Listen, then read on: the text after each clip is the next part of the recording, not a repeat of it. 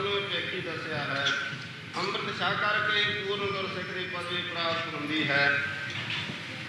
London ਦੇ ਵਿੱਚ ਇੱਕ ਅੰਗਰੇਜ਼ ਨੇ ਆ ਕੇ ਮਹਾਂਪੁਰਖਾਂ ਦੇ ਪਾਸ ਪ੍ਰਸ਼ਨ ਕੀਤਾ। ਕਹਿਣ ਲੱਗਾ ਵੀ ਅਸਲੀ ਸਿੱਖ ਕੌਣ ਹੋ ਸਕਦਾ ਹੈ।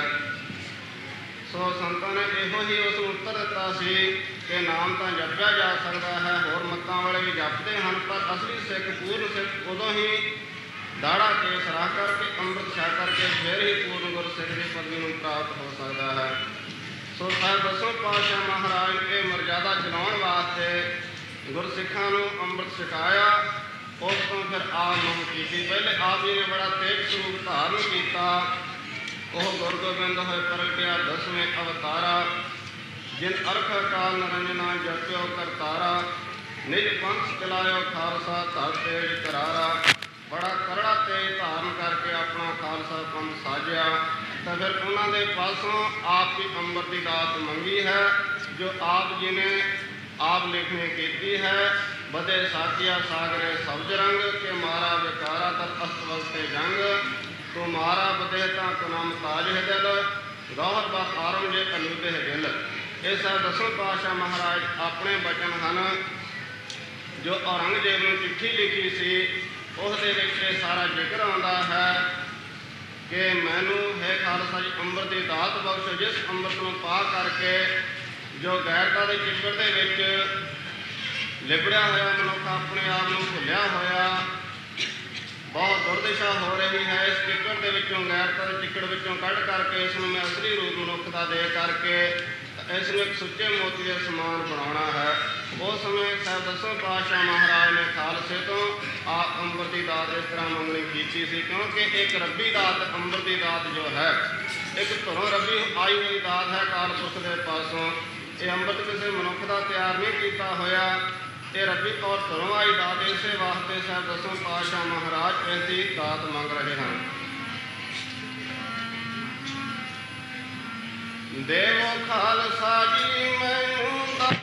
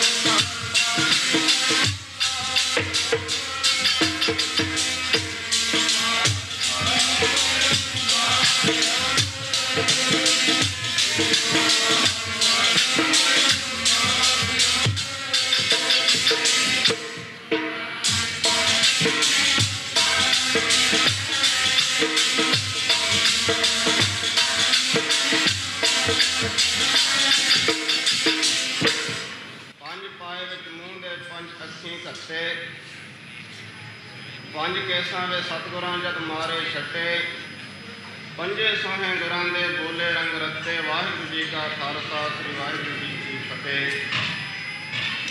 उस समय आप जी ने अपना स्वरूप पंजा प्यारा दिता और आप अंबर की दात मंगी। उस समय ही भाई गुरदास साहब जी उस समय भाई भगत के वंश विचों सन।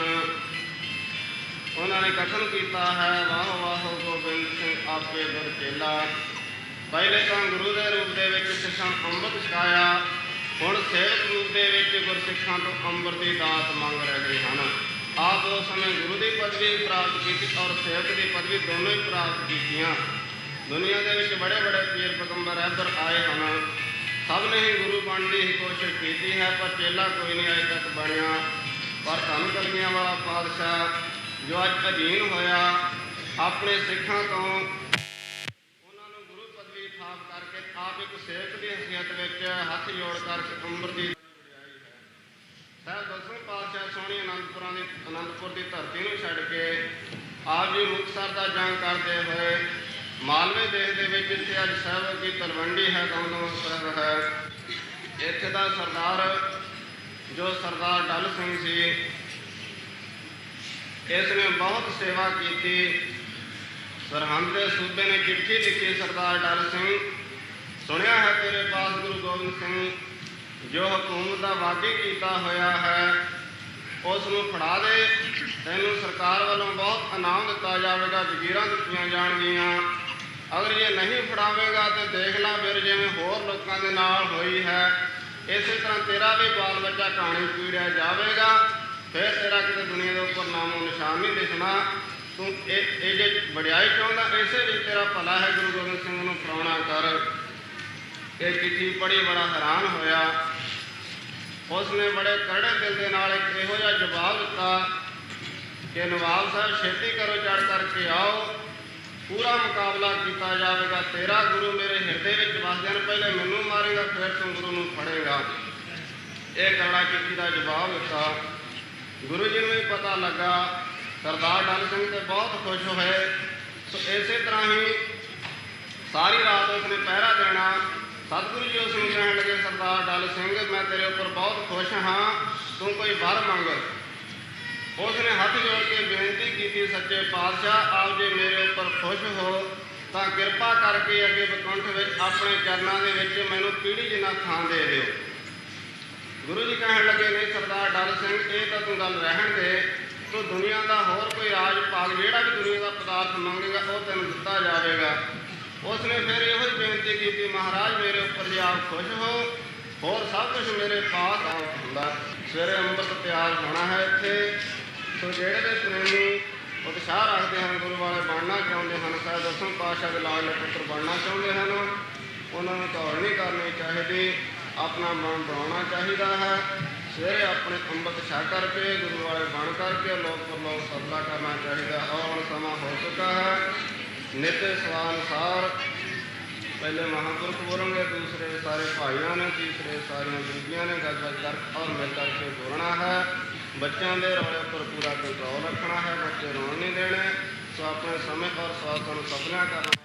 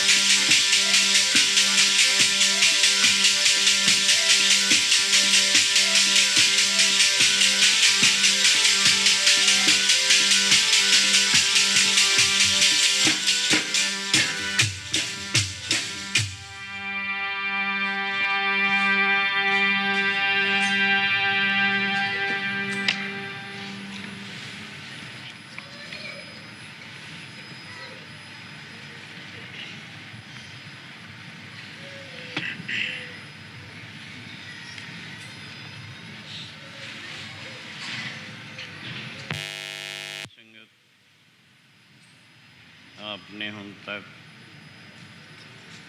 गुरबाणी के कीर्तन का और विचारों का लाभ उठाया है। कुछ समा बाकी अपने पास है, उसनों भी सफला करो। सारे प्रेमी शब्द विच बोलिया करो ताकि रसना सफली और पवित्र होवे। बच्चों वालियां बीबियां नूं चाहिदा है पहले ही पिछे बैठण की खेचल करन, क्योंकि बच्चा रोंदा है, बोलता है, रिहाड़ करदा है।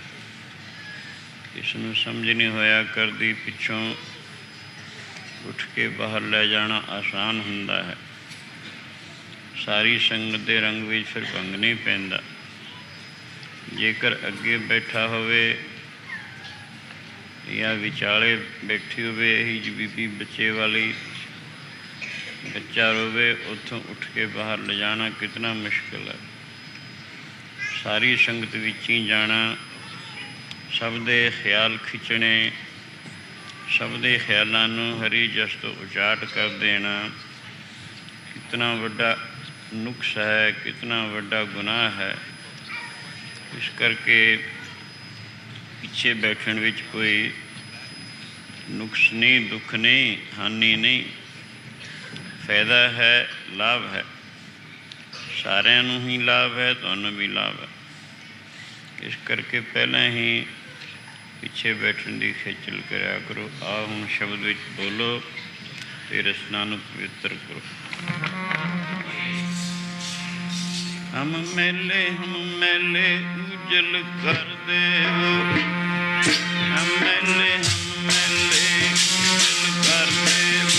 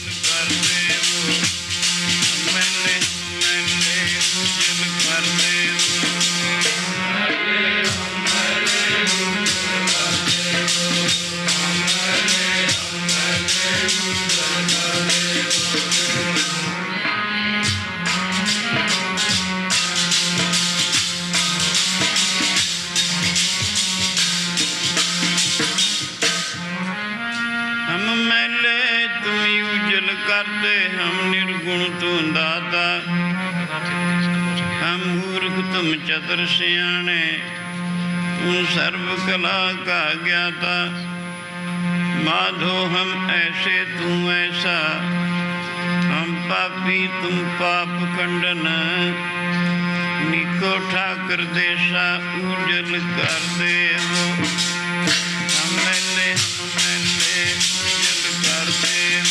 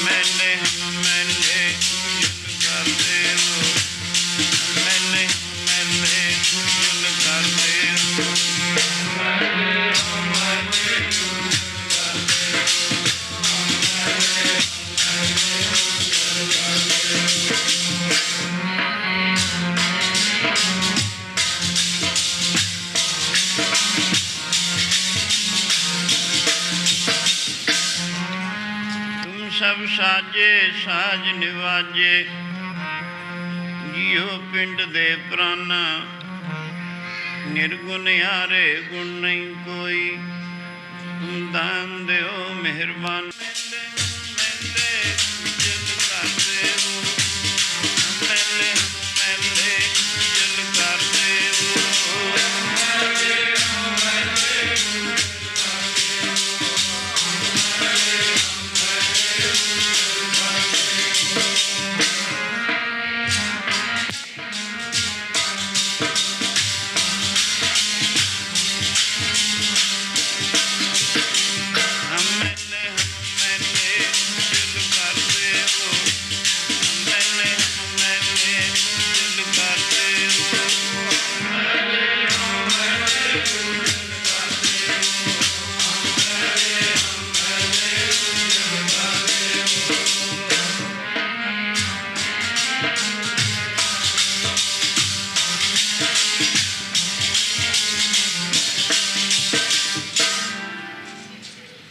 ਸਾਧ ਸੰਗਤ ਆਪਣੇ ਖਿਆਲਾਂ ਨੂੰ ਬਾਹਰੋਂ ਰੋਕਣ ਦੀ ਖੇਚਲ ਕਰੋ। ਜਿਤਨੀ ਦੇਰ ਤੱਕ ਖਿਆਲ ਬਾਹਰੋਂ ਨਹੀਂ ਰੁਕਦਾ ਹੁੰਦਾ, ਸ਼ਬਦ ਨਾਲ ਨਹੀਂ ਜੁੜਿਆ ਕਰਦਾ। ਸ਼ਬਦ ਨਾਲ ਜੁੜੇ ਬਿਨਾਂ ਸ਼ਬਦ ਦਾ ਆਨੰਦ ਨਹੀਂ ਪ੍ਰਾਪਤ ਹੁੰਦਾ।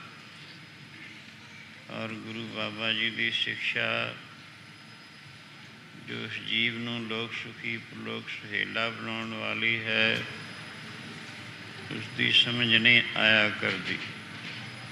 ਤਾਂ ਤੇ ਖਿਆਲ ਦਾ ਬਾਹਰੋਂ ਰੋਕਣਾ ਸਤਸੰਗੀ ਪੁਰਸ਼ ਵਾਸਤੇ ਅਤੀ ਜ਼ਰੂਰੀ ਹੈ। ਜਿਵੇਂ ਸਕੂਲਾਂ ਕਾਲਜਾਂ ਵਿੱਚ ਵਿਦਿਆਰਥੀ ਸਟੂਡੈਂਟਸ ਪਹੁੰਚਦੇ ਹਨ, ਆਪਣੇ ਕਲਾਸਰੂਮ ਵਿੱਚ ਬਹਿੰਦੇ ਹਨ, ਉੱਥੇ ਉਸਤਾਦ ਪ੍ਰੋਫੈਸਰ ਜਾਂ ਪ੍ਰਿੰਸੀਪਲ ਲੈਕਚਰ ਕਰਦੇ ਹਨ। ਜਿਹੜੇ ਬੱਚੇ ਧਿਆਨ ਦੇ ਕੇ ਉਸ ਲੈਕਚਰ ਨੂੰ ਅਟੈਂਡ ਕਰਦੇ ਹਨ, ਉਹੀ ਪੂਰਾ ਲਾਭ ਉਠਾਇਆ ਕਰਦੇ ਹਨ। ਇਸੀ ਤਰ੍ਹਾਂ ਹੀ ਇਹ ਸਤਸੰਗ ਵੀ ਸਕੂਲ ਅਤੇ ਕਾਲਜ ਇਕੱਠਾ ਹੀ ਗਏ, ਜਿੱਥੇ ਕੱਚੀ ਤੋਂ ਲਾ ਕੇ MA ਤੱਕ ਦੀ ਪੜ੍ਹਾਈ ਹੁੰਦੀ ਹੈ। ਇਹ ਰੂਹਾਨੀ ਸਕੂਲ ਕਾਲਜ ਹੈ ਗੁਰੂ ਬਾਬੇ ਦਾ। ਹਰ ਕਿਸਮ ਦੇ ਵਿਦਿਆਰਥੀ ਅਧਿਕਾਰੀ ਇਸ ਸਥਾਨ ਵਿੱਚ ਹੁੰਦੇ ਹਨ।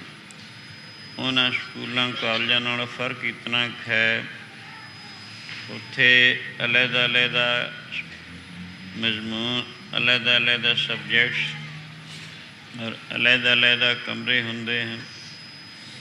ਔਰ ਉਸਤਾਦ ਵੀ ਆਪਣਾ ਅਲੱਗ-ਅਲੱਗ ਸਬਜੈਕਟਸ ਪੜ੍ਹਾਉਣ ਵਾਲੇ ਹੁੰਦੇ ਹਨ। ਇਹ ਗੁਰੂ ਬਾਬੇ ਦੇ ਸਕੂਲ ਵਿੱਚ, ਕਾਲਜ ਵਿੱਚ ਕੱਚੀ ਤੋਂ ਲਾ ਕੇ MA ਤੱਕ ਇੱਕੋ ਥਾਂ ਹੀ ਸਾਰੇ ਵਿਦਿਆਰਥੀ ਔਰ ਸਟੂਡੈਂਟਸ ਇਕੱਠੇ ਹੀ ਰੂਹਾਨੀ ਸਿੱਖਿਆ ਹਾਸਲ ਕਰਦੇ ਹਨ। ਤਾਂ ਤੇ ਇਹਨਾਂ ਵਾਸਤੇ ਵੀ ਇਤਨਾ ਹੀ ਜ਼ਰੂਰੀ ਹੈ ਖਿਆਲ ਦਾ ਰੋਕਣਾ, ਜਿਤਨਾ ਕਿ ਉਹਨਾਂ ਵਾਸਤੇ ਸੀ। ਆ ਹੁਣ ਧਿਆਨ ਦਿਓ, ਇਹ ਜੀਵ ਆਜ਼ਾਦ ਆਸਮਾਨੀ ਮੰਡਲਾਂ ਦਾ ਸੁਨਹਿਰੀ ਪੰਛੀ ਇਸ ਹੱਡ ਮਾਸ ਦੇ ਪਿੰਜਰੇ ਵਿੱਚ ਦੇਖੋ ਕਿਵੇਂ ਕੈਦ ਹੋ ਗਿਆ, ਕਿਵੇਂ ਅਨੇਕਾਂ ਦੁੱਖਾਂ ਆਦੀਆਂ ਵਿਆਧੀਆਂ ਉਪਾਧੀਆਂ ਦੇ ਸ਼ਿਕਾਰ ਹੋ ਗਿਆ।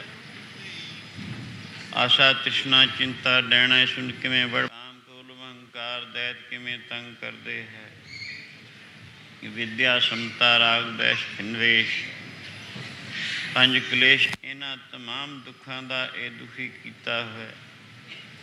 ਅਨੇਕਾਂ ਬਨਾਵਟੀ ਤਰੀਕੇ ਇਹਨਾਂ ਤੋਂ ਬਚਣ ਦੇ ਕਰਦਾ ਹੈ, ਪਰ ਦੁੱਖਾਂ ਤੋਂ ਛੁਟਕਾਰਾ ਹੁੰਦਾ ਕਿਸੇ ਦਾ ਦੇਖਿਆ ਨਹੀਂ। ਇਹਨਾਂ ਦੁੱਖਾਂ ਤੋਂ ਛੁਟਕਾਰਾ ਹੋਣ ਵਾਸਤੇ ਇੱਕੋ ਹੀ ਉਪਾਅ ਹੈ, ਗੁਰੂ ਸ਼ਰਨ ਵਿੱਚ ਆ ਕੇ ਵਾਹਿਗੁਰੂ ਅੰਤਰਯਾਮੀ ਦੀ ਬੰਦਗੀ ਕਰਨਾ। ਤਾਂ ਤੇ ਇਸ ਵਾਸਤੇ ਹੀ ਸਾਨੂੰ ਹਜ਼ੂਰ ਐਸਾ ਫਰਮਾਉਂਦੇ ਹਨ, ਬਿਨਾਂ ਗੁਰਾਂ ਤੋਂ ਮੁਕਤ ਨਾ ਹੋਵੇ। ਬੰਦੇ ਨਾਰ ਦੇ ਬਿਨਾਂ ਗੁਰਾਂ ਤੋਂ ਮੁਕਤ ਨਾ ਹੋਵੇ। ਬੰਦੇ ਨਾਰ ਦੇ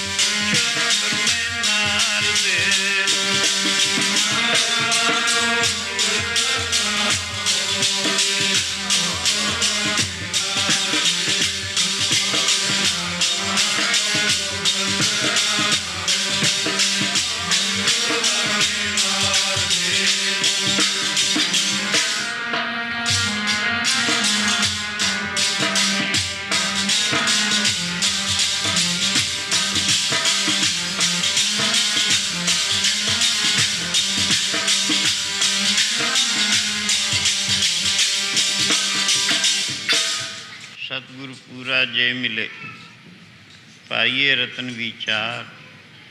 ਮਨ ਦੀਜੈ ਗੁਰ ਆਪਣੇ, ਪਾਈਏ ਸਰਬ ਪਿਆਰ।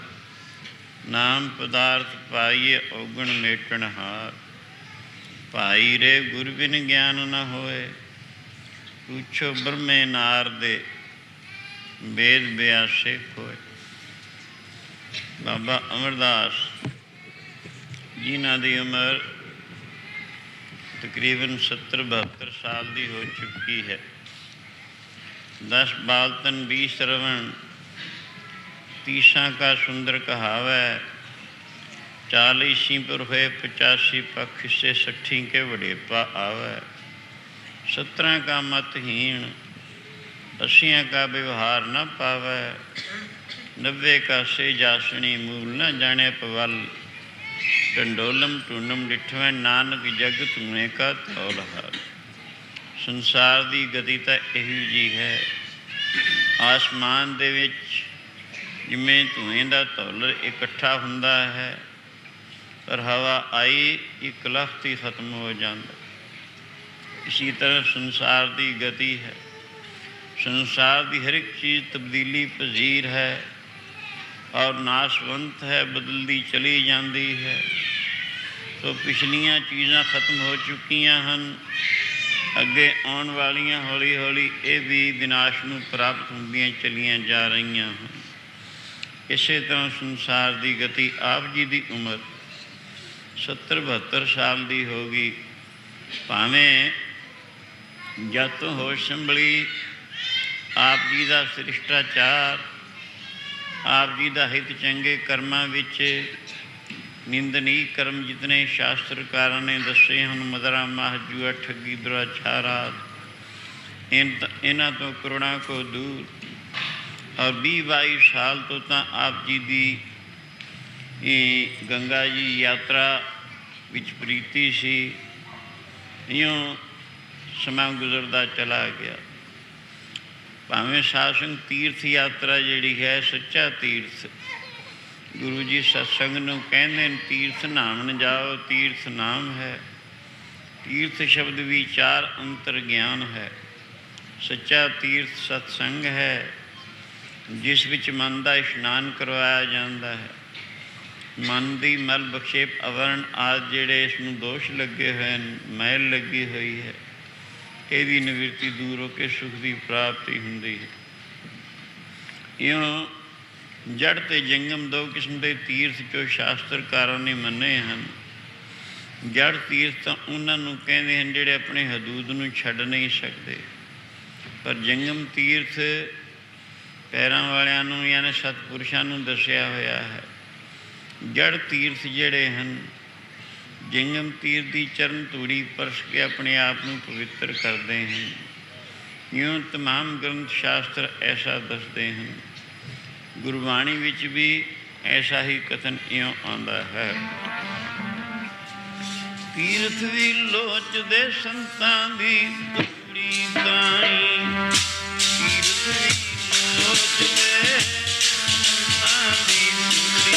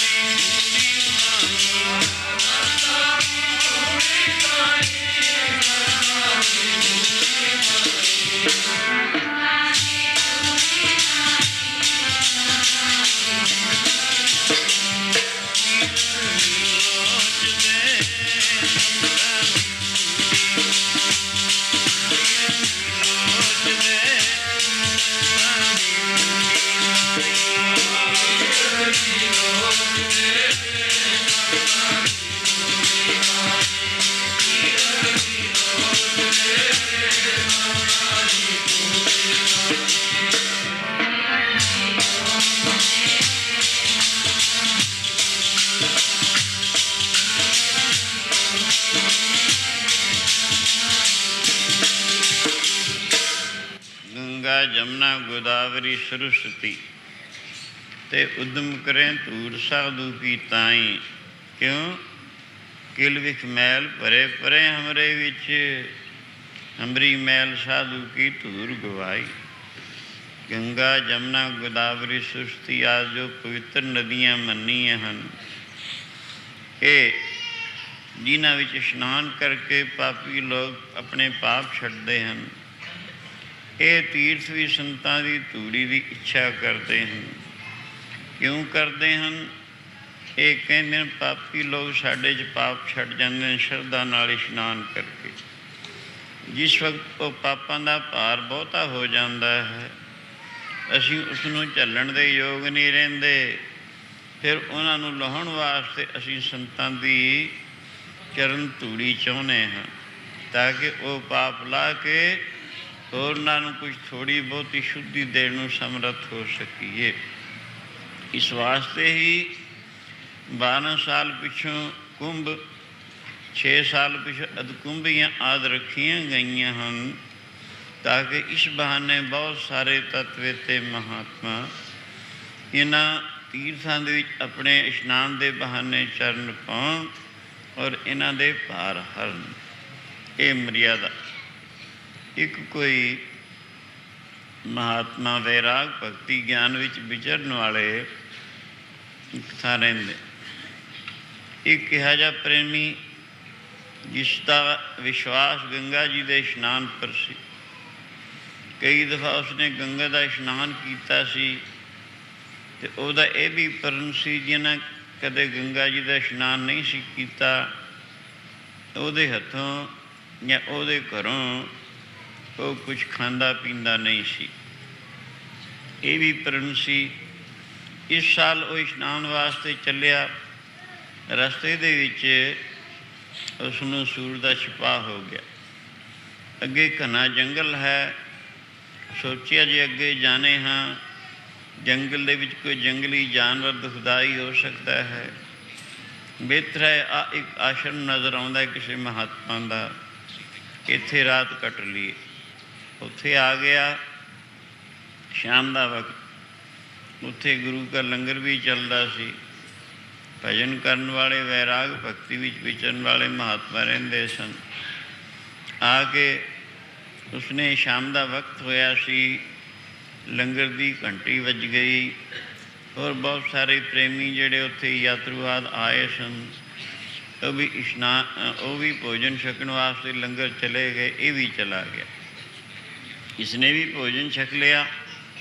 ਭੋਜਨ ਛਕ ਕੇ ਜਦ ਬਾਅਦ ਵਿੱਚ ਮੁਖੀ ਮਹਾਤਮਾ ਦੇ ਪਾਸ ਆ ਕੇ ਬੈਠੇ, ਜਿਸਨੇ ਗੱਲ ਚਲਾਈ, ਮਹਾਰਾਜ ਆਪਨੇ ਤਾਂ ਕਈ ਦਫਾ ਗੰਗਾ ਜੀ ਦਾ ਇਸ਼ਨਾਨ ਕੀਤਾ ਹੋਣਾ ਹੈ। ਇਹ ਮਹਾਤਮਾ ਕਹਿਣ ਲੱਗੇ ਵੀ ਅਸੀਂ ਤਾਂ ਕਦੇ ਵੀ ਨਹੀਂ ਕੀਤਾ। ਸਾਡਾ ਵਿਸ਼ਵਾਸ ਤਾਂ ਵੈਰਾਗ ਭਗਤੀ ਗਿਆਨ 'ਤੇ ਹੈ। ਬਾਕੀ ਸਾਡੇ ਅੰਦਰ ਇੱਕ ਤੀਰਥ ਹੈ, ਅਸੀਂ ਹਰ ਵਕਤ ਉਸ ਵਿੱਚ ਚੁੱਭੀਆਂ ਲਗਾਉਂਦੇ ਹਾਂ। ਉਹ ਕਿਹੜਾ ਤੀਰਥ ਹੈ?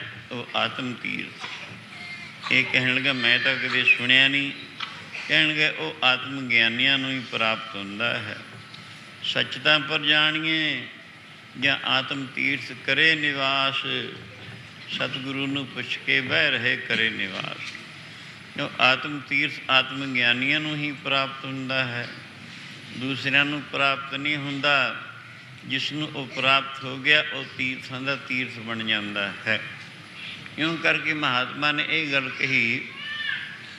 ਉਸ ਨੂੰ ਘਬਰਾਹਟ ਹੋਈ, ਕਿਉਂਕਿ ਉਸ ਦਾ ਵਿਸ਼ਵਾਸ ਸੀ ਜਿਸਨੇ ਕਦੇ ਗੰਗਾ ਜੀ ਦਾ ਇਸ਼ਨਾਨ ਨਹੀਂ ਸੀ ਕੀਤਾ, ਉਹਦੇ ਹੱਥੋਂ ਉਸਦੇ ਘਰੋਂ ਕੁਝ ਖਾਂਦਾ ਪੀਂਦਾ ਨਹੀਂ ਸੀ, ਪਰ ਇਸਨੇ ਇਹਨਾਂ ਦੇ ਲੰਗਰੋਂ ਰੋਟੀ ਖਾ ਲਈ।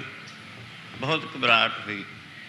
ਘਬਰਾਇਆ ਆਦਮੀ, ਉਹਦੀ ਤਬੀਅਤ ਹੋਰ ਕਿਸਮ ਦੀ ਹੋ ਜਾਂਦੀ ਹੈ। ਝੱਟ ਹੀ ਉਹ ਉਸ ਡੇਰੇ ਤੋਂ ਬਾਹਰ ਨਿਕਲ ਗਿਆ। ਸੋਚਦਾ ਹੈ ਰੋਟੀ ਤਾਂ ਭੁੱਲ ਚੁੱਕ ਕੇ ਖਾ ਬੈਠੇ, ਪਰ ਰਾਤ ਇੱਥੇ ਨਹੀਂ ਰਹਿਣਾ। ਹੁਣ ਇਹਨਾਂ ਨੇ ਕਦੇ ਵੀ ਗੰਗਾ ਜੀ ਦਾ ਇਸ਼ਨਾਨ ਨਹੀਂ ਕੀਤਾ। ਇਤਨਾ ਨਜ਼ਦੀਕ ਰਹਿਣ ਦੇ ਬਾਵਜੂਦ ਵੀ। ਨਜ਼ਦੀਕ ਹੀ ਇੱਕ ਉੱਚਾ ਜਿਹਾ ਟਿੱਬਾ ਸੀ, ਉਸ ਦੇ ਉੱਪਰ ਉਹ ਜਾ ਕੇ ਪੈ ਜਾਂਦੇ। ਗਰਮੀ ਦਾ ਮੌਸਮ ਸੀ। ਇਉਂ ਘਬਰਾਏ ਆਦਮੀ ਨੂੰ ਚੰਗੀ ਨੀਂਦ ਨਹੀਂ ਆਇਆ ਕਰਦੀ। ਅੱਧੀ ਰਾਤ ਗੁਜ਼ਰ ਗਈ। ਅਖੀਰ ਉਹ ਵਕਤ ਹੋ ਆਇਆ ਜਿਹੜਾ ਵਾਹਿਗੁਰੂ ਦੇ ਪਿਆਰਿਆਂ ਦੇ ਜਾਗਣ ਦਾ ਵਕਤ, ਉੱਠ ਕੇ ਇਸ਼ਨਾਨ ਆਦਿ ਕਰਕੇ ਵਾਹਿਗੁਰੂ ਦੇ ਭਜਨ ਕਰਨ ਦਾ ਸਮਾਂ। ਇਉਂ ਉਹ ਵਕਤ ਹੋ ਆਇਆ ਜਿਸ ਨੂੰ ਬ੍ਰਹਮ ਮੁਹੂਰਤ ਵੀ ਕਹਿੰਦੇ ਨੇ, ਅੰਮ੍ਰਿਤ ਵੇਲਾ ਵੀ ਕਹਿੰਦੇ ਹਨ। ਜਿਸ ਵਕਤ ਉਹ ਵਕਤ ਹੋਇਆ, ਕੀ ਦੇਖਿਆ? 4 ਕਾਲੇ ਰੰਗ ਦੀਆਂ ਗਊਆਂ ਉਸ ਟਿੱਬੇ ਦੇ ਪਾਸ ਦੀ ਗੁਜ਼ਰੀਆਂ। ਜਾ ਕੇ ਉਸ ਡੇਰੇ ਦੇ ਬਾਹਰਲੇ ਪਾਸੇ ਇੱਕ ਵੱਡਾ ਸਾਰਾ ਟੋਆ ਸੀ, ਜਿਸ ਵਿੱਚ ਅੰਦਰਲੇ ਇਸ਼ਨਾਨ ਆਦਿ ਕਰਨ ਵਾਲੇ ਮਹਾਤਮਾ ਦਾ ਪਾਣੀ ਉਹਦੇ ਵਿੱਚ ਗਿਰਦਾ ਸੀ। ਹਾਲਾਂਕਿ ਸਾਫ਼ ਕੁਛ ਨਹੀਂ ਸੀ, ਚਿੱਕੜ ਜਿਹਾ ਹੀ ਸੀ। ਉਹਨਾਂ ਗਊਆਂ ਨੇ ਆਪਣੇ ਆਪ ਨੂੰ ਉਸ ਚਿੱਕੜ ਵਿੱਚ ਮੱਧਿਆ ਮਾਨੋ ਇਸ਼ਨਾਨ ਕੀਤਾ। ਨਤੀਜਾ ਕੀ ਹੋਇਆ? ਉਹਦੇ ਰੰਗ ਚਿੱਟੇ ਹੋ ਗਏ। ਵਾਪਸੀ ਵਿੱਚ ਉਸਨੇ ਪੁੱਛਿਆ, ਇਹ ਸਾਰਾ ਕੌਤਕ ਦੇਖਦਾ ਰਿਹਾ, ਕਹਿਣ ਲੱਗੇ ਤੁਸੀਂ ਕੌਣ ਹੋ, ਸੱਚ ਦੱਸੋ। ਉਹਨਾਂ ਵਿੱਚੋਂ ਇੱਕ ਨੇ ਕਿਹਾ, ਅਸੀਂ 4 ਤੀਰਥਾਂ ਦੇ ਅਭਿਮਾਨੀ ਦੇਵਤਾ ਹੁੰਦੇ ਨੇ ਸਾਧ ਸੰਗਤ, ਜੋ ਸ਼ੁੱਧੀ ਦਿੰਦੇ ਹਨ। ਕਹਿਣ ਲੱਗੇ ਅਸੀਂ 4 ਤੀਰਥਾਂ ਇਹਨਾਂ ਦੇ ਅਭਿਮਾਨੀ ਦੇਵਤਾ ਹਾਂ, ਗੰਗਾ, ਜਮਨਾ, ਗੋਦਾਵਰੀ ਔਰ ਸਰਸਵਤੀ। ਕਹਿਣ ਲੱਗਾ ਜਿਸ ਵਕਤ ਤੁਸੀਂ ਇੱਧਰ ਨੂੰ ਗੁਜ਼ਰੇ ਤੁਹਾਡੇ ਰੰਗ ਕਾਲੇ ਕਿਉਂ ਸਨ? ਕਹਿਣਗੇ ਪਾਪ ਦਾ ਰੰਗ ਕਾਲਾ ਹੈ। ਪਾਪੀ ਲੋਕ ਸਾਡੇ 'ਚ ਇਸ਼ਨਾਨ ਕਰਕੇ ਪਾਪ ਛੱਡ ਜਾਂਦੇ ਹਨ, ਉਹ ਸਾਨੂੰ ਚੜ੍ਹਦੇ ਹਨ, ਉਹਦਾ ਭਾਰ ਵਿਆਪਦਾ ਹੈ। ਅਸੀਂ ਉਹਨਾਂ ਨੂੰ ਲਾਹੁਣ ਵਾਸਤੇ ਸਤਿਪੁਰਸ਼ਾਂ ਦੀ ਚਰਨ ਧੂੜੀ ਵਿੱਚ ਇਸ਼ਨਾਨ ਕਰਦੇ ਹਾਂ, ਉਹ ਲੈ ਜਾਂਦੇ ਹਨ, ਸਾਡਾ ਰੰਗ ਚਿੱਟਾ ਹੋ ਗਿਆ। ਇਸੀ ਕਰਕੇ ਇੱਥੇ ਬਹੁਤ ਸਾਰੇ ਤਤਵੇਤੇ ਮਹਾਤਮਾ ਰਹਿੰਦੇ ਹਨ, ਉਹਨਾਂ ਦੇ ਇੱਥੇ ਜਲ ਆਦਿ ਗਿਰਦਾ ਹੈ, ਜਿੱਥੇ ਉਹਦੇ ਵਿੱਚ ਅਸੀਂ ਇਸ਼ਨਾਨ ਕੀਤਾ। ਭਾਵੇਂ ਤੈਨੂੰ ਦੇਖਣ ਨੂੰ ਚਿੱਕੜ ਮਾਤਰ ਪ੍ਰਤੀਤ ਹੁੰਦਾ, ਪਰ ਉਹ ਸ਼ੁੱਧੀ ਦੇਣ ਵਾਲਾ ਹੈ। ਇਸ਼ਨਾਨ ਕੀਤਾ, ਸਾਡੇ ਰੰਗ ਚਿੱਟੇ ਹੋ ਗਏ ਨੇ, ਪਾਪ ਲੈ ਗਏ। ਇਹ ਸੁਣ ਕੇ ਉਹ ਬੜਾ ਹੈਰਾਨ ਹੋਇਆ। ਕਬੀਰ ਜੀ ਦੇ ਕਥਨ ਮੁਤਾਬਕ ਕਹੇ, ਕਬੀਰ ਹੋਂ ਪਿਆ ਉਦਾਸ, ਤੀਰਥ ਵੱਡਾ ਕਿ ਹਰ ਕਾ ਦਾਸ। ਤੀਰਥ ਵੱਡਾ ਕਿ ਹਰੀ ਦੇ ਦਾਸ, ਜਿਹਨੇ ਹਰੀ ਦੇ ਦਾਸ ਵੱਡੇ ਹਨ। ਉਸ ਦਿਨ ਤੋਂ ਉਹਦਾ ਸੰਸਾ ਦੂਰ ਹੋਇਆ, ਜੋ ਕਿ ਉਹਦੇ ਚਿੱਤ ਵਿੱਚ ਇਹ ਸੰਸਾ ਸੀ ਵੀ ਸਭ ਤੋਂ ਵੱਡੀ ਚੀਜ਼ ਤੀਰਥ ਹੀ ਹੈ, ਜੋ ਸ਼ੁੱਧੀ ਦਿੰਦੇ ਹਨ। ਤਾਂ ਤੇ ਇਹ ਤੀਰਥ ਵੀ ਸੰਤਾਂ ਦੀ ਚਰਨ ਧੂੜੀ ਨੂੰ ਲੋਚਦੇ ਹਨ। ਤੀਰਥ ਵੀ ਲੋਚਦੇ ਸੰਤਾਂ ਦੀ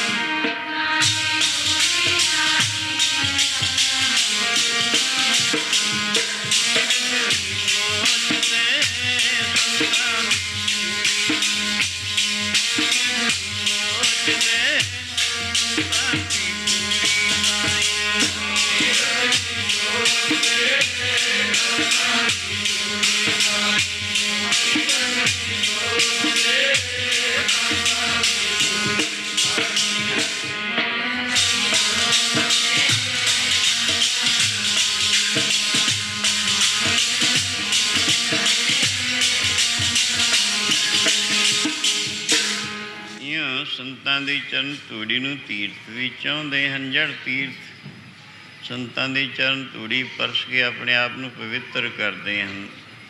ਪਟਨੇ ਸਾਹਿਬ ਪਹੁੰਚ ਉਹਨਾਂ ਸਾਹਿਬ ਗੁਰੂ ਤੇਗ ਬਹਾਦਰ ਮਹਾਰਾਜ 9ਵੇਂ ਪਾਤਸ਼ਾਹ ਦੀ ਹਜ਼ੂਰੀ ਵਿੱਚ ਬਹੁਤ ਸਾਰੇ ਪ੍ਰੇਮੀ ਬੈਠੇ ਹਨ। ਉਹਨਾਂ ਅਰਜ਼ ਕੀਤੀ, ਗਰੀਬ ਨਵਾਜ਼ ਇਹ ਭਾਈ ਜੈਤ ਨਾਮ ਕਰਕੇ ਇੱਕ ਸੇਠ ਜੋ ਗੁਰੂ ਜੀ ਦਾ ਸੀ, ਕਹਿਣ ਲੱਗੇ ਮਹਾਰਾਜ ਪਟਨੇ ਦੇ ਨਾਲ ਨਾਲ ਕਿਤਨੇ ਮੀਲ ਤੱਕ ਗੰਗਾ ਜਾਂਦੀ ਹੈ।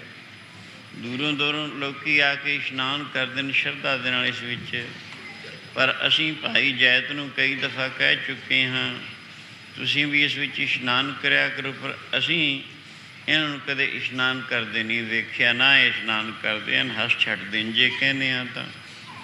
ਗੁਰੂ ਜੀ ਕਹਿਣ ਲੱਗੇ ਅੱਜ ਰਾਤ ਨੂੰ ਪਹਿਰਾ ਲਗਾ ਕੇ ਦੇਖੋ ਇਹ ਕਿਵੇਂ ਇਸ਼ਨਾਨ ਕਰਦਾ, ਕਿਉਂਕਿ ਗੁਰਸਿੱਖ ਦਾ ਅੰਮ੍ਰਿਤ ਵੇਲੇ ਪਹਿਰ ਸਵਾ ਪਹਿਰਾਤਰੇ ਦੇ ਉੱਠ ਕੇ ਇਸ਼ਨਾਨ ਆਦਿ ਕਰਨ ਦਾ ਨਿਯਮ ਹੁੰਦਾ ਹੈ। ਇਸ਼ਨਾਨ ਕਰਕੇ ਫਿਰ ਭਜਨ ਵਿੱਚ ਜੁੜਨਾ ਇਹ ਉਹਦਾ ਕਰਤੱਵ ਹੈ। ਅੱਜ ਸਵੇਰੇ ਦੇਖੋ ਤਾਂ ਅਸੀਂ ਅੱਜ ਰਾਤ ਨੂੰ ਪਹਿਰੇ ਲਗਾ ਦਿੱਤੇ ਭਾਈ ਦੇ ਮਕਾਨ ਦੇ ਆਲੇ ਦੁਆਲੇ। ਜਦੋਂ ਪਹਿਰ ਸਵਾ ਪਹਿਰਾਤ ਰਹੀ ਕੀ ਦੇਖਿਆ, ਇੱਕ ਗਊ ਆਈ, ਉਸਨੇ ਆ ਕੇ ਜਿੱਥੇ ਭਾਈ ਜੈਤ ਦਾ ਗੁਸਲਖਾਨਾ ਬਣਿਆ ਸੀ ਉੱਥੇ ਕੁੰਡ ਬਣੀ ਹੋਈ ਸੀ, ਆਪਣੇ ਮੂੰਹ ਵਿੱਚੋਂ ਪਾਣੀ ਕੱਢ ਕੇ ਉਸ ਕੁੰਡ ਨੂੰ ਪਾਣੀ ਨਾਲ ਭਰ ਦਿੱਤਾ। ਵਾਪਸ ਜਾਂਦਿਆਂ ਇੱਕ ਸਿੱਖ ਨੇ ਪੁੱਛਿਆ ਤੂੰ ਕੌਣ ਹੈ? ਉਸਨੇ ਕਿਹਾ ਮੈਂ ਗੰਗਾ ਜੀ ਯਾਨੀ ਗੰਗਾ ਜੀ ਦਾ ਮਾਨੀ ਦੇਵਤਾ ਹਾਂ। ਕਿੱਥੇ ਗਈ ਸੀ? ਕਹਿਣ ਲੱਗੀ ਮੈਂ ਰੋਜ਼ ਹੀ ਭਾਈ ਜੈਤ ਦਾ ਪਾਣੀ ਭਰ ਕੇ ਆਉਣੀ ਹੈ। ਉਸਦੇ ਇਸ਼ਨਾਨ ਵਾਸਤੇ ਅੱਜ ਵੀ ਪਾਣੀ ਭਰ ਕੇ ਆਈ ਹੈ। ਦਿਨੇ ਗੁਰੂ ਜੀ ਦੇ ਚਰਨਾਂ ਵਿੱਚ ਅਰਜ਼ ਕੀਤੀ, ਗਰੀਬ ਨਾਲ ਰਾਤ ਇੱਕ ਕੌਤਕ ਵਰਤਿਆ। ਗੁਰੂ ਜੀ ਕਹਿਣਗੇ ਹਾਂ ਭਾਈ ਜਿਹੜੇ ਵਾਹਿਗੁਰੂ ਦੇ ਪਿਆਰੇ ਹਨ ਉਹਨਾਂ ਦੀ ਚਰਨ ਧੂੜੀ ਪਰਸ ਕੇ ਤੀਰਥ ਵੀ ਆਪਣੇ ਆਪ ਨੂੰ ਕਿਰਤਾਰਥ ਮੰਨਦੇ ਹਨ, ਆਪਣੇ ਆਪ ਨੂੰ ਪਵਿੱਤਰ ਕਰਦੇ ਹਨ। ਇਸ ਕਰਕੇ ਸੱਚਾ ਤੀਰਥ ਜੋ ਹੈ ਸਤਸੰਗ ਹੈ। ਮਹਾਂਪੁਰਸ਼ਾਂ ਦੀ ਚਰਨ ਧੂੜੀ ਜੜ ਤੀਰਥਾਂ ਨੂੰ ਵੀ ਪਵਿੱਤਰ ਕਰਦੀ ਹੈ। ਬਾਬਾ ਅਮਰਦਾਸ ਜੀ ਨੇ 20-22 ਸਾਲ ਤੀਰਥ ਯਾਤਰਾ ਗੰਗਾ ਜੀ ਦੀ ਯਾਤਰਾ ਕੀਤੀ, ਪਰ ਅਜੇ ਤੱਕ ਗੁਰੂ ਸ਼ਰਨ ਪ੍ਰਾਪਤ ਨਹੀਂ ਸੀ ਹੋਈ। ਇੱਕ ਕਰਮਕਾਂਡੀ ਬ੍ਰਹਮਚਾਰੀ ਪਾਮਿਸਟ ਉਸਦਾ ਮਿਲਾਪ ਹੋਇਆ। ਉਸਦੇ ਪੁੱਛਣ 'ਤੇ ਪਤਾ ਲੱਗਾ ਵੀ ਮੈਂ ਅਜੇ ਤੱਕ ਨਿਗੁਰਾ। ਉਹਨੇ ਕਿਹਾ ਬਾਬਾ ਜੀ ਨਿਗੁਰੇ ਪੁਰਸ਼ ਦੀ ਤਾਂ ਗਤੀ ਹੋ ਹੀ ਨਹੀਂ ਸਕਦੀ। ਨਿਗੁਰੇ ਪੁਰਸ਼ ਦੀ ਗਤੀ ਤਾਂ ਕਿਤੇ ਰਹੀ, ਉਹਨੂੰ ਤਾਂ ਅੱਗੇ ਮਨੁੱਖਾਂ ਦੇ ਵੀ ਨਹੀਂ ਮਿਲਦੀ, ਬਲਕਿ ਕਾਵਾਂ ਕੁੱਤਿਆਂ ਖੋਤਿਆਂ ਗਧਿਆਂ ਦੀਆਂ ਜੋਨੀਆਂ ਮਿਲਣਗੀਆਂ ਜਿਹੜੇ ਨਿਗੁਰੇ ਪੁਰਸ਼ ਹਨ। ਮਾਨੁਖ ਦੇ ਵੀ ਉਹਨਾਂ ਨੂੰ ਨਹੀਂ ਮਿਲ ਸਕੇਗੀ। ਇਉਂ ਕਹਿੰਦੇ ਹਨ ਕਾਵਾਂ ਕੁੱਤਿਆਂ ਗਧਿਆਂ ਦੀ ਜੋਨੀ ਪੈਣਗੇ ਜਿਨ੍ਹਾਂ ਨੇ ਕਾਵਾਂ ਕੁੱਤਿਆਂ ਗਧਿਆਂ ਦੀ ਜੋਨੀ ਜਿਨ੍ਹਾਂ ਨੇ ਨਹੀਂ ਉਤਾਰਿਆ।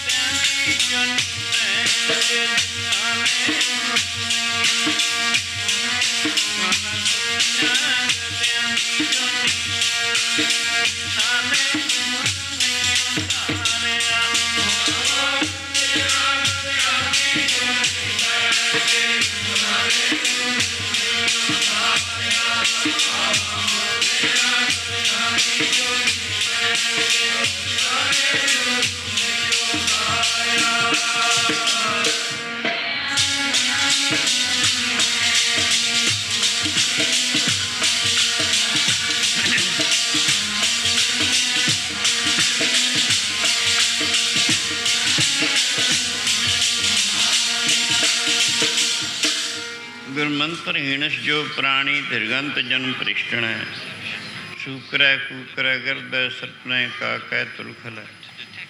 ਗੁਰਮੰਤਰ ਤੋਂ ਹੀਣਾ ਨਗੁਰਾ ਜੋ ਪੁਰਸ਼ ਹੈ, ਉਹਦਾ ਜਨਮ ਧਿਕਾਰ ਯੋਗ ਹੈ। ਉਸ ਨੂੰ ਅੱਗੇ ਮਾਨੁਖ ਦੇਵ ਨਹੀਂ ਮਿਲਦੀ। ਕਾਂ ਕੁੱਤੇ ਖੋਤੇ ਆਦਿ ਇਹੀਆਂ ਜੋਨੀਆਂ ਵਿੱਚ ਉਸ ਨੂੰ ਦੁਖੀ ਹੋਣਾ ਪੈਂਦਾ ਹੈ। ਸਵਾਲ ਪੈਦਾ ਕੀਤਾ ਜੀ, ਈਸ਼ਵਰੀ ਕਾਨੂੰਨ ਹੈ, ਜਿਹੜੇ ਪੁੰਨ ਕਰਮ ਕਰਦੇ ਨੇ ਉਹਦਾ ਫਲ ਸੁੱਖ ਹੈ, ਪਾਪ ਕਰਮਾਂ ਦਾ ਫਲ ਦੁੱਖ ਹੈ। ਈਸ਼ਵਰੀ ਕਾਨੂੰਨ ਨੂੰ ਕੋਈ ਮੇਟਣ ਸਮਰੱਥ ਨਹੀਂ। ਜਿਹੜੇ ਨਗੁਰੇ ਰਹਿ ਕੇ ਪੁੰਨ ਕਰਮ ਕਰਦੇ ਨੇ ਉਹਨਾਂ ਦਾ ਫਲ ਸੁੱਖ ਕੌਣ ਭੋਗੇਗਾ ਅਗਰ ਉਹਨਾਂ ਨੂੰ ਮਨੁੱਖਾ ਦੇਹ ਨਹੀਂ ਮਿਲੇ। ਕਹਿਣ ਲੱਗੇ ਠੀਕ ਹੈ, ਈਸ਼ਵਰੀ ਕਾਨੂੰਨ ਨੂੰ ਕੋਈ ਭੰਗ ਨਹੀਂ ਕਰ ਸਕਦਾ। ਪੁੰਨ ਕਰਮਾਂ ਦਾ ਫਲ ਹੋਰ ਕਿਸੇ ਜੋਨੀ ਵਿੱਚ ਪਾ ਲੈਣਗੇ। ਉਹ ਕੁੱਤਿਆਂ ਦੀ ਬੜੀ ਸੇਵਾ ਹੁੰਦੀ ਦੇਖੀ ਗਈ, ਘੋੜਿਆਂ ਦੀ, ਪਸ਼ੂਆਂ ਦੀ, ਹੋਰ ਅਨੇਕਾਂ ਜੋਨੀਆਂ ਵਿੱਚ ਬੜੀ ਸੇਵਾ ਹੁੰਦੀ ਦੇਖੀ ਗਈ। ਉਹਨਾਂ ਨੇ ਨਗੁਰੇ ਰਹਿ ਕੇ ਪੁੰਨ ਕਰਮ ਕੀਤੇ ਹੋਏ ਸਾਬਤ ਹੁੰਦੇ ਹੈ। ਪਰ ਨਗੁਰੇ ਪੁਰਸ਼ ਨੂੰ ਤਾਂ ਮਨੁੱਖਾ ਦੇ ਵੀ ਨਹੀਂ ਮਿਲਦੀ। ਜਿਹੜੀ ਗਤੀ ਕਹੀਏ ਤਮਾਮ ਦੁੱਖਾਂ ਤੋਂ ਬਰੀ ਹੋ ਜਾਣਾ ਹੁੰਦਾ ਹੈ। ਜਿੱਥੇ ਦੁਖੀ ਕੋਈ ਨਾ ਰਹਿ ਜਾਏ, ਹੋਰ ਕਿਸੇ ਸੁਖ ਦੀ ਇੱਛਾ ਹੀ ਬਾਕੀ ਨਾ ਰਹਿ ਜਾਏ, ਉਹ ਪੁਰਸ਼ ਹੈ, ਉਹ ਅਵਸਥਾ ਹੈ ਮੁਕਤ। ਉਹ ਤਾਂ ਗੁਰੂ ਤੋਂ ਬਿਨਾਂ ਕੈਸੇ ਪ੍ਰਾਪਤ ਹੋਵੇ। ਬਾਬਾ ਅਮਰਦਾਸ ਜੀ ਨੂੰ ਉਸ ਪੰਡਿਤ ਨੇ ਬਹੁਤ ਤਰੀਕੇ ਸਿਰ ਇਹ ਗੱਲ ਅੱਛੀ ਤਰ੍ਹਾਂ ਚਿੱਤ ਵਿੱਚ ਬਿਠਾ ਦਿੱਤੀ ਵੀ ਗੁਰੂ ਬਿਨਾਂ ਗਤ ਨਹੀਂ, ਗੁਰੂ ਬਿਨਾਂ ਕਦੇ ਵੀ ਜਨਮਣ ਦੀ ਨਿਵਰਤੀ ਨਹੀਂ। ਆਪ 70-72 ਸਾਲ ਦੀ ਆਯੂ ਵਿੱਚ ਹੋ ਚੁੱਕੇ ਹੋ, ਪਰ ਅਜੇ ਤੱਕ ਆਪ ਨਗੁਰੇ ਹੀ ਹੋ। ਅਚਰਜ ਬਾਤ ਹੈ। ਕੀ ਪਤਾ ਕਾਲ ਨੇ ਕਦ ਝਪੱਟਾ ਮਾਰਨਾ ਹੈ। ਅਗਰ ਨਗੁਰੇ ਪੁਰਸ਼ ਦਾ ਸਰੀਰ ਪਾਤ ਹੋ ਗਿਆ, ਅੰਤ ਹੋ ਗਿਆ, ਅੱਗੇ ਮਾਨੁਖ ਦੇਹ ਵੀ ਨਹੀਂ ਮਿਲਣੀ। ਉਸ ਦਿਨ ਤੋਂ ਆਪ ਨੂੰ ਜ਼ਬਰਦਸਤ ਲੱਗਣ ਲੱਗੀ। ਜ਼ਬਰਦਸਤ ਲੱਗਣ ਦੇ ਕਾਰਨ ਦਿਨ ਰਾਤ ਕੋਈ ਚੀਜ਼ ਚੰਗੀ ਨਹੀਂ ਲੱਗਦੀ। ਨਾ ਖਾਣਾ ਚੰਗਾ ਲੱਗਦਾ ਹੈ, ਨਾ ਪਹਿਨਣਾ ਚੰਗਾ ਲੱਗਦਾ ਹੈ। ਇਹੀ ਧੁਨ ਹੈ, ਗੁਰੂ ਨੂੰ ਕਿੱਥੋਂ ਢੂੰਢਾਂ। ਮੈਨੂੰ ਨਹੀਂ ਪਤਾ ਗੁਰੂ ਕਿਹਾ ਜਿਹਾ ਹੁੰਦਾ ਹੈ, ਗੁਰੂ ਦੇ ਲੱਛਣ ਕਿਹੋ ਜਿਹੇ ਹੁੰਦੇ ਹਨ, ਕਿੱਥੇ ਰਹਿੰਦਾ ਹੈ, ਇਸ ਗੱਲ ਦਾ ਕੋਈ ਪਤਾ ਨਹੀਂ। ਉਹ ਆਪਦੇ ਚਿੱਤ ਵਿੱਚ ਜ਼ਬਰਦਸਤ ਲੱਗਣ ਲੱਗੀ ਹੈ। ਨੀਂਦ ਵੀ ਚੰਗੀ ਨਹੀਂ ਆਉਂਦੀ। ਗਰਮੀ ਦਾ ਮੌਸਮ ਹੈ, ਸਖਤ ਲੂਆਂ ਚੱਲਦੀਆਂ ਹਨ, ਲੋਕ ਕੋਠਿਆਂ 'ਤੇ ਚੜ੍ਹ ਪੈਂਦੇ। ਆਪ ਨੇ ਵੀ ਆਪਣਾ ਮੰਜਾ ਇਸ ਵਕਤ ਹੀ ਕੋਠੇ ਤੇ ਚੜ੍ਹਾ ਲਿਆ, ਪਰ ਮਨ ਇਹਨਾਂ ਵਹਿਣਾਂ ਵਿੱਚ ਹੀ ਰੁੜਿਆ ਜਾਂਦਾ। ਮਨਾ ਬਚਪਨ ਨੂੰ ਜਵਾਨੀ ਖਾ ਗਈ, ਜਵਾਨੀ ਨੂੰ ਬੁਢਾਪਾ ਵੀ 60 ਤੋਂ ਉੱਪਰ 70-72 ਸਾਲ ਦੀ ਉਮਰ ਹੋ ਗਈ। ਪਤਾ ਨਹੀਂ ਕਈ ਦਿਨ ਬਾਕੀ ਹਨ ਕਿ ਨਹੀਂ। ਅਗਰ ਨਗੁਰੇ ਪੁਰਸ਼ ਦਾ ਸਰੀਰ ਅੰਤ ਹੋ ਗਿਆ, ਅੱਗੇ ਮਾਨੁਖ ਦੇਵ ਨਹੀਂ ਮਿਲਣੀ।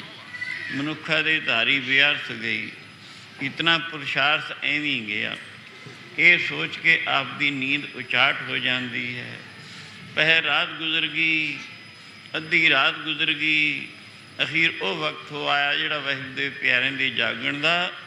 ਇਸ਼ਨਾਨ ਆਦਿ ਕਰਕੇ ਵਾਹਿਗੁਰੂ ਦੇ ਭਜਨ ਵਿੱਚ ਜੁੜਨ ਦਾ ਸਮਾਂ ਜਿਹੜੇ ਇਉਂ ਕਰਦੇ ਨੇ ਉਹਨਾਂ ਦਾ ਫਲ ਗੁਰੂ ਜੀ ਇਉਂ ਦੱਸਦੇ ਹਨ। ਕਰ ਇਸ਼ਨਾਨ ਸਿਮਰ ਪਰਵ ਆਪਣਾ ਮਨ ਤਨ ਭੈ ਅਰੋਗਾ। ਕਰ ਇਸ਼ਨਾਨ ਸਿਮਰ ਪਰਵ ਆਪਣਾ ਮਨ ਤਨ ਭੈ ਅਰੋਗਾ ਜੀ।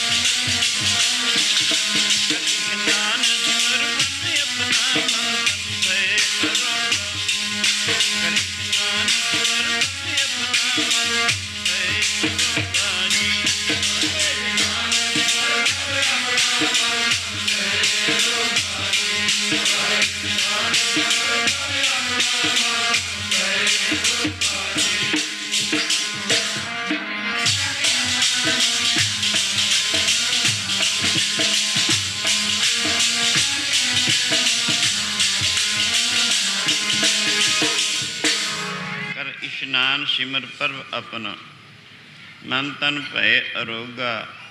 ਕੋਟ ਬਿਘਨ ਲਾਥੇ ਪਰਵ ਸ਼ਰਨਾ ਪ੍ਰਗਟੇ ਭਲੇ ਸੰਜੋਗਾ। ਅੰਮ੍ਰਿਤ ਵੇਲੇ ਉੱਠ ਕੇ ਇਸ਼ਨਾਨ ਆਦਿ ਕਰਕੇ ਵਾਹਿਗੁਰੂ ਦਾ ਭਜਨ ਕਰਨ ਵਾਲੇ ਪੁਰਸ਼ ਜੋ ਹਨ ਉਹਨਾਂ ਦੇ ਮਨ ਔਰ ਤਨ ਦੋਨੋਂ ਕਿਸਮ ਦੇ ਰੋਗ ਦੂਰ ਹੁੰਦੇ ਹਨ। ਤੀਸਰੀ ਗੱਲ ਉਹਨਾਂ ਦੀ ਕਿਸਮਤ ਆਲਾ ਬਣਦੀ ਹੈ, ਯਾਨੀ ਬੁਰੀ ਕਿਸਮਤ ਜਿਹੜੇ ਰਸਤੇ ਵਿੱਚ ਵਿਘਨ ਰੂਪ ਗੱਲਾਂ ਹਨ ਦੂਰ ਹੋ ਕੇ ਉਹ ਚੰਗੀ ਹੁੰਦੀ ਹੈ। ਉਹ ਵਕਤ ਹੋ ਆਇਆ ਜਿਹਾ ਜਿਹਾ ਭਗਤੀ ਕਰਨ ਦਾ ਅਧਿਕਾਰ ਆਦਮੀਆਂ ਨੂੰ ਹੈ, ਉਹ ਜਿਹਾ ਇਸਤਰੀ ਜਾਮੇ ਨੂੰ ਵੀ ਗੁਰੂ ਘਰ ਦੇ ਵਿੱਚ ਇੱਕੋ ਜਿਹਾ ਅਧਿਕਾਰ ਰੱਖਿਆ ਗਿਆ ਹੈ। ਕਈ ਕੁ ਮਤ ਮਤਾਂਤਰ ਕਹਿੰਦੇ ਹਨ ਇਸਤਰੀ ਜਾਮੇ ਦੀ ਕਲਿਆਣ ਸਿੱਧੀ ਇਸ ਜਾਮੇ ਵਿੱਚ ਨਹੀਂ ਹੁੰਦੀ, ਅੱਗੇ ਮਨੁੱਖ ਦੇ ਮਿਲੇਗੀ, ਫਿਰ ਉਸ ਵਿੱਚ ਗਿਆਨ ਔਰ ਫਿਰ ਜਨਮਣ ਦੀ ਨਿਵਰਤੀ ਹੋਏਗੀ। ਪ੍ਰਸ਼ਾਸਨ ਇਹ ਗੱਲ ਜਿਹੜੀ ਹੈ ਵਿਚਾਰ ਦੀ ਕਸੌਟੀ 'ਤੇ ਗਲਤ ਬੈਠਦੀ ਹੈ। ਇਹਨੇ ਵਿਚਾਰ ਦੀ ਕਸੌਟੀ 'ਤੇ ਸਿੱਧ ਨਹੀਂ ਹੁੰਦੀ ਹੈ। ਜੇਕਰ ਦੇਖਿਆ ਜਾਵੇ ਪ੍ਰਾਚੀਨ ਜ਼ਮਾਨੇ ਵੱਲ ਨਿਗਾਹ ਮਾਰ ਕੇ ਦੇਖੋ, ਰਾਣੀ ਚੁੜਾਲਾ ਜਿਸਨੇ ਸਿਖਰ ਤੁਜ ਜੈਸੇ ਰਾਜੇ ਜੋ ਉਸਦਾ ਪਤੀ ਸੀ ਕਿੰਨੀਆਂ ਮੁਸ਼ਕਿਲਾਂ ਨਾਲ ਗਿਆਨ ਕੀਤਾ, ਆਪ ਗਿਆਨਵਾਨ ਸੀ।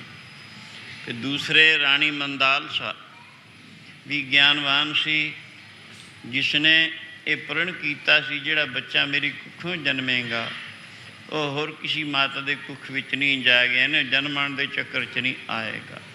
ਉਹਦਾ ਸੰਕਲਪ ਐਸਾ ਹੀ ਪੂਰਾ ਹੋਇਆ।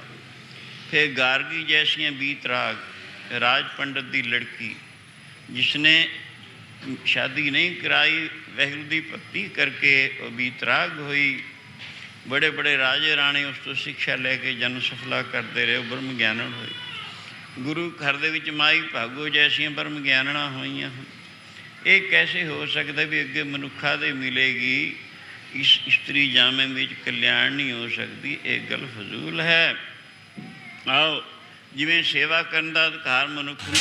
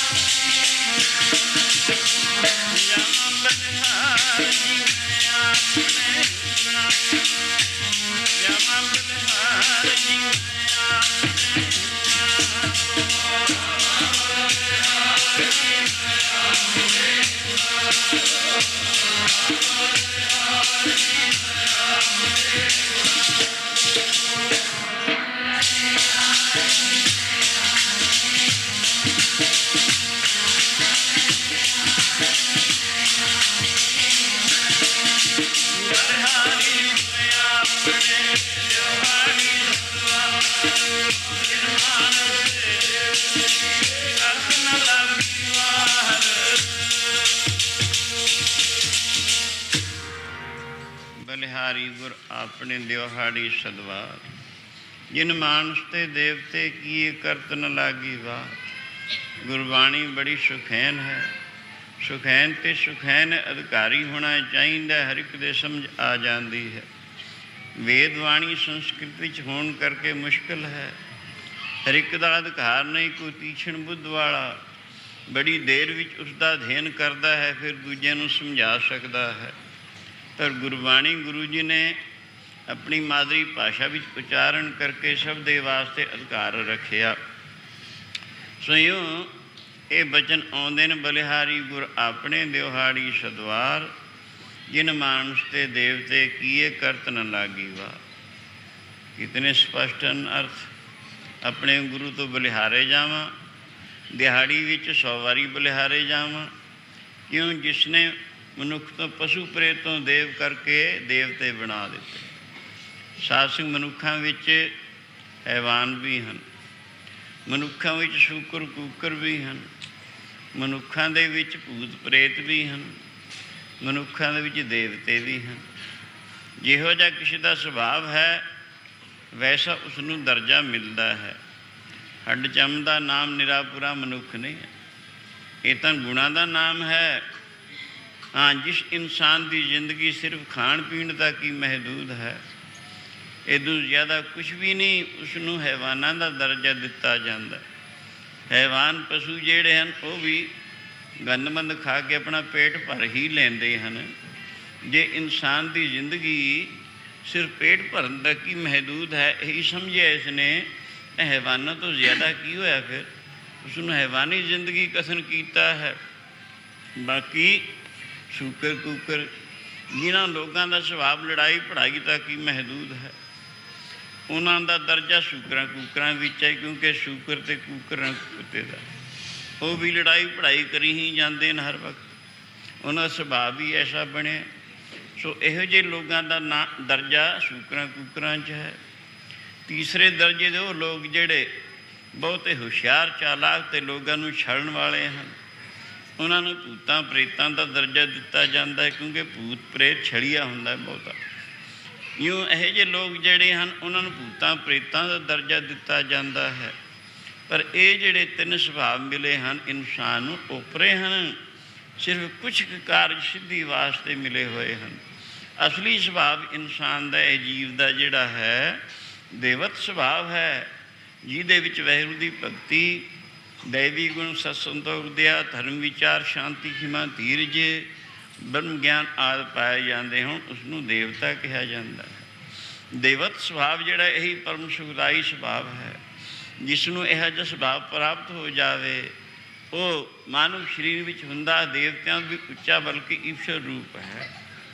ਇਉਂ ਕਰਕੇ ਪਰਮ ਸੁਖਦਾਈ ਸੁਭਾਅ ਹੈ। ਜਿਹੜਾ ਇਹੋ ਜਿਹਾ ਪਰਮ ਸੁਖਦਾਈ ਸੁਭਾਅ ਬਖਸ਼ ਦੇਵੇ, ਇਹੋ ਜਿਹੇ ਗੁਰੂ 'ਤੇ 100 ਵਾਰੀ ਬਲਿਹਾਰੇ ਜਾਣ ਦਿਹਾੜੀ ਵਿੱਚ ਸਾਧ ਸਿੰਘ ਬਹੁਤ ਹੀ ਥੋੜ੍ਹਾ ਹੈ। ਬਲਿਹਾਰੀ ਗੁਰ ਆਪਣੇ ਦਿਹਾੜੀ ਸਦਵਾਰ, ਜਿਨ ਮਾਨਸ ਤੇ ਦੇਵਤੇ ਕੀਏ ਕਰਤ ਨ ਲਾਗੀ ਵਾਹ। ਕੰਨਾਂ ਦੁਆਰਾ ਹੋ ਕੇ ਇਹ ਬਾਣੀ ਹਿਰਦੇ ਵਿੱਚ ਪਹੁੰਚੀ। ਆਪ ਦੀ ਬੁੱਧ ਨੇ ਝਟ ਵਿਚਾਰ ਕਰ ਲਿਆ। ਸਾਧ ਸੰਗਤ ਹੈਰਾਨ ਹੋ ਗਏ ਵੀ ਅਚਰਜ ਗੱਲ ਹੈ। ਜਿਹੜੀ ਗੱਲ ਪੰਡਤ ਨੇ ਮੈਨੂੰ ਕਹੀ ਸੀ ਵੀ ਗੁਰੂ ਬਿਨਾਂ ਗਤ ਨਹੀਂ, ਇਹਨਾਂ ਬਚਨਾਂ ਵਿੱਚ ਵੀ ਗੁਰੂ ਦੀ ਮਹੱਤਤਾ ਆਉਂਦੀ ਹੈ। ਆਪ ਜੀ ਬੈਠ ਜਾਂਦੇ ਹਨ, ਧਿਆਨ ਦੇ ਕੇ ਕੰਨ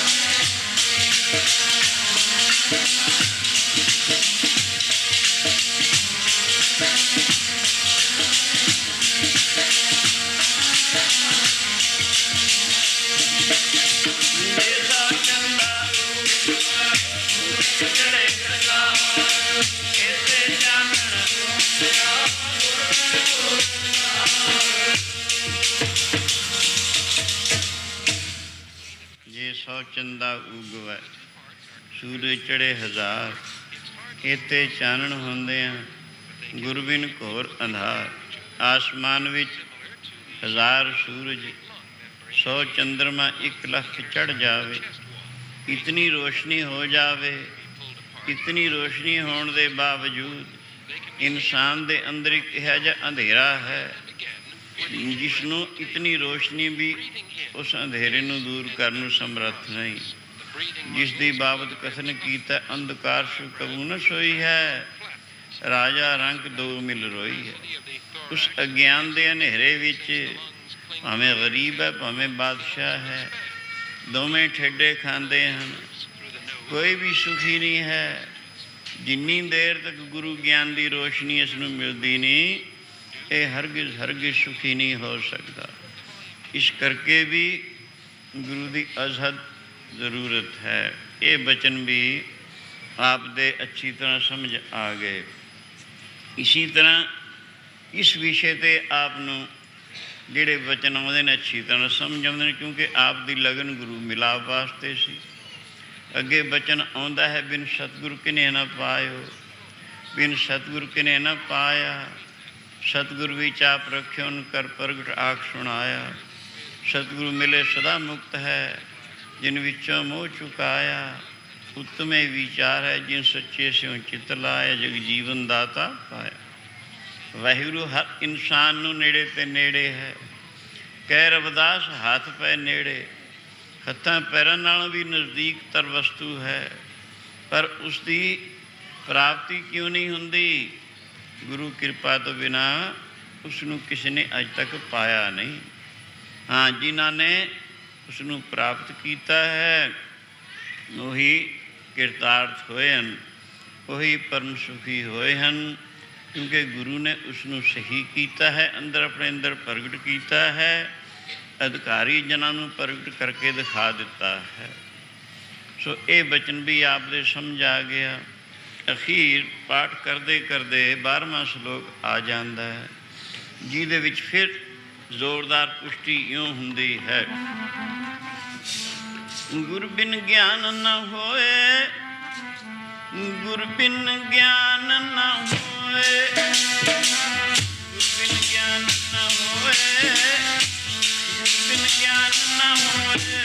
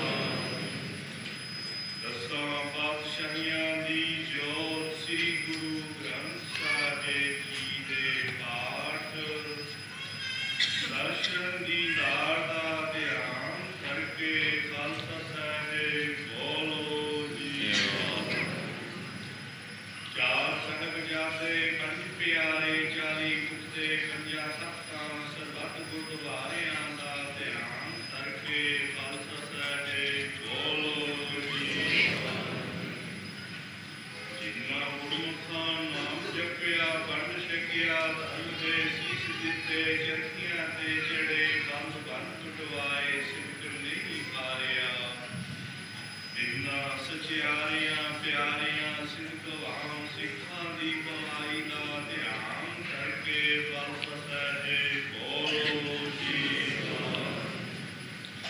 ਸਿੱਖਾਂ ਦਾ ਮਨ ਨੀਵਾਂ ਮਤ ਉੱਚੀ ਮਤ ਕਰ ਆਪਾ ਆਪ ਅਕਾਲ ਪੁਰਖ ਵਾਹਿਗੁਰੂ ਸਿੱਖਾਂ ਨੂੰ ਸਿੱਖੀ ਨਾਮ ਰੋਸਾ ਦਾ ਨਾਮਾ ਸਰਦਾਰ ਨਾਮਦਾਨ ਸ੍ਰੀ ਅੰਮ੍ਰਿਤਸਰ ਸਾਹਿਬ ਜੀ ਕੇ ਦਰਸ਼ਨ ਇਸ਼ਨਾਨ ਚੌਂਕੀਆਂ ਝੰਡੇ ਬੁੰਗੇ ਜੁਗੋ ਜੁਗ ਘਟ ਕਾਜਗਾ ਸੱਚੇ ਪਾਤਸ਼ਾਹ ਸਿੱਖੀ ਸਿੱਧ ਕੇਸਾ ਸਵਾਸਾਂ ਸੰਗਦੀ ਗਾਵਾਂ।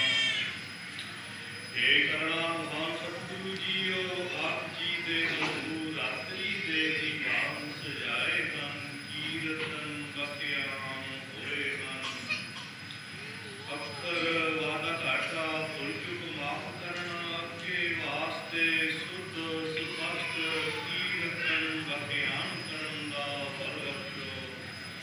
ਏ ਨਿਰਵਾਣ ਗੁਰਬਾਣੀ ਦੁਆਰਾ ਵਿਚਾਰ ਇਹਨਾਂ ਦਾ ਪ੍ਰਭਾਵ ਸਾਡੇ ਕਸਮੀ ਜੀਵਾਂ ਦੇ ਹਿਰਦਿਆਂ ਤੇ ਵਸਾਓ। ਆਈ ਸੰਗਤੀ ਹਾਜ਼ਰੀ ਆਪ ਜੀ ਦੇ ਦਰ ਤੇ ਪ੍ਰਵਾਨ ਕਰੋ ਨਾਮਦਾਨ ਸਿੱਖੀ ਦਾਨ ਭਰੋਸਾ ਬਖਸ਼ੋ। ਆਪ ਜੀ ਦੇ ਹਜ਼ੂਰ ਕੜਾ ਪ੍ਰਸ਼ਾਦੀ ਦੇਗ ਹਾਜ਼ਰ ਹੈ ਆਪ ਜੀ ਭੋਗ ਲਾਓ ਸੀ ਪ੍ਰਸ਼ਾਦ ਸਾਧ ਸੰਗਤ ਕੋ ਮਿਲੇ। ਕਾਮ ਕ੍ਰੋਧ ਲੋਭ ਮੋਹ ਅਹੰਕਾਰ ਆਦਿ ਤੋਂ ਬਚਾ ਕੇ ਆਪ ਜੀ ਦੇ ਪਵਿੱਤਰ ਚਰਨ ਕਮਲਾਂ ਦੀ ਬਖਸ਼ੋ। ਸੇ ਪਿਆਰੇ ਮਿਲੋ ਜਿਨ੍ਹਾਂ ਮਿਲਿਆ ਆਪ ਜੀ ਦਾ ਨਾਮ ਮੱਥੇ ਪਹਿ ਚਿਤ ਆਵੇ। ਕਲਾ ਵਾਹਿਗੁਰੂ ਜੀ ਕੀ ਵਰਤੇ ਧੰਨ ਗੁਰੂ ਨਾਨਕ ਨਾਮ ਚੜ੍ਹਦੀ ਕਲਾ ਤੇਰੇ ਬਾਣੀ ਸਦਾ।